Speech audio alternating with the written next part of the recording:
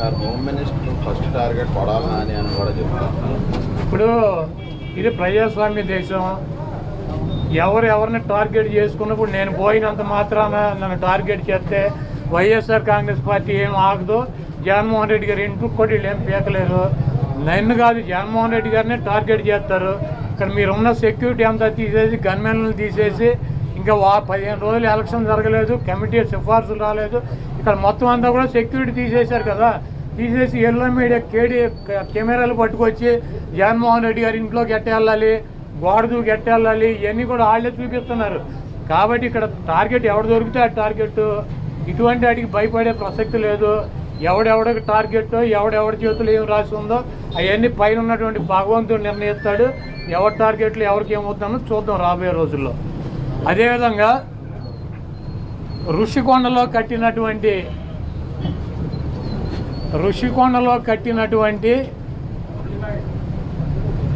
పర్యాటక కేంద్రంలో కట్టినటువంటి భవనాలనే ఈ సిగ్గు ఎగ్గు లేనటువంటి తెలుగుదేశం పార్టీ, ఈ సిగ్గు ఎగ్గు లేనటువంటి ఎల్లో మీడియా అది జగన్మోహన్ రెడ్డి గారి నివాసం అని చెప్పి చూపిస్తున్నారు 3 రోజుల నుంచి. వెళ్ళి జగన్మోహన్ రెడ్డి గారు అక్కడ నివాసం ఉన్నాడా? జగన్మోహన్ రెడ్డి గారు 2014 నుంచి 19 దాకా ప్రతిపక్ష నాయకుడిగా ఉన్నాడు. ఆయన కార్యాలయం లోటస్ పాండ్, ఇల్లు లోటస్ పాండ్. ఆయన లోటస్ పాండ్ హైదరాబాద్ నుంచే ప్రతిపక్ష నాయకుడికి ఉన్న 5 సంవత్సరాలు నడిపాడు. ముఖ్యమంత్రి అయిన తర్వాత 5 సంవత్సరాలు ఈ తాడేపల్లిలో ఉన్నటువంటి ఇల్లు క్యాంప్ ఆఫీస్ ఇక్కడి నుంచే నడిపాడు. ఆయన కార్యాలయాన్ని కానీ ఇంటిని కానీ. జగన్మోహన్ రెడ్డి గారి రక్తంలో లేదు. ప్రభుత్వం కట్టించినటువంటి ఇళ్లలో ఉండటం కానీ, ప్రభుత్వం కట్టించినటువంటి గెస్ట్ హౌస్లో ఉండేటువంటి కర్మ జగన్మోహన్ రెడ్డి గారికి పట్టల. జగన్మోహన్ రెడ్డి గారు వైజాగ్లో సొంత ఇల్లు కట్టుకున్నాక అక్కడ షిఫ్ట్ అవుతాడు. అంతేగాని టూరిజం ప్లేస్లో కట్టినటువంటి ఆ హౌస్లో జగన్మోహన్ రెడ్డి గారు వెళ్తాడని చెప్పి ఎవడు చెప్పాడు వీళ్ళకి, వెధవులకే? అది జగన్మోహన్ రెడ్డి గారి కోసం కట్టించుకున్నటువంటి ఇల్లు అని చెప్పి రకరకాలైనటువంటి కథనాలు రాస్తున్నారు.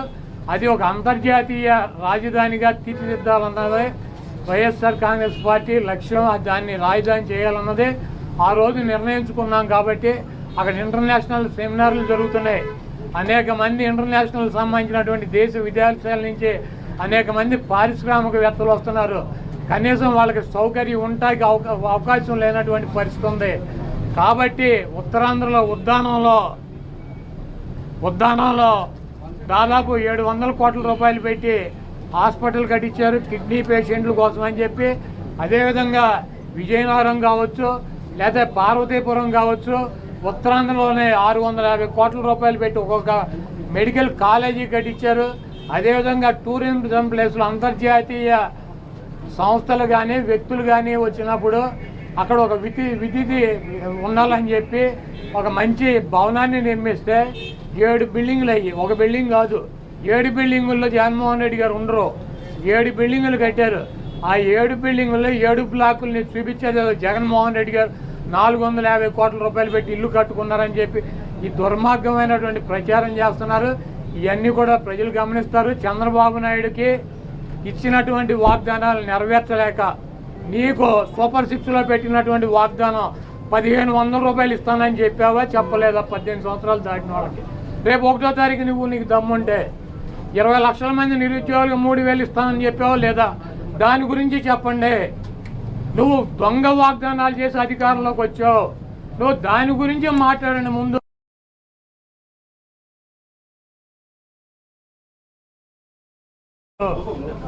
వైఎస్ఆర్ కాంగ్రెస్ పార్టీ కార్యాలయంలో వైఎస్ఆర్ కాంగ్రెస్ పార్టీ అధ్యక్షులు శ్రీ జగన్మోహన్ రెడ్డి గారి ఆధ్వర్యంలో 175 నియోజకవర్గాల్లో పోటీ చేసినటువంటి అభ్యర్థులతో సమావేశం ఏర్పాటు చేయడం జరిగింది. ఈ సమావేశంలో జగన్మోహన్ రెడ్డి గారు కొన్ని నిర్ణయాలు తీసుకుని మనకి పోటీ 33 లక్షల మంది ఓటు వేశారు. అదేవిధంగా పార్టీ కోసం గ్రామ స్థాయిలో కానీ, వార్డు స్థాయిలో కానీ, విలేజ్ స్థాయిలో కానీ నాయకులు, కార్యకర్తలు అనేక వేల మంది, లక్షల మంది పనిచేశారు. వాళ్ళందరినీ కూడా కాపాడుకోవాల్సినటువంటి బాధ్యత మనది.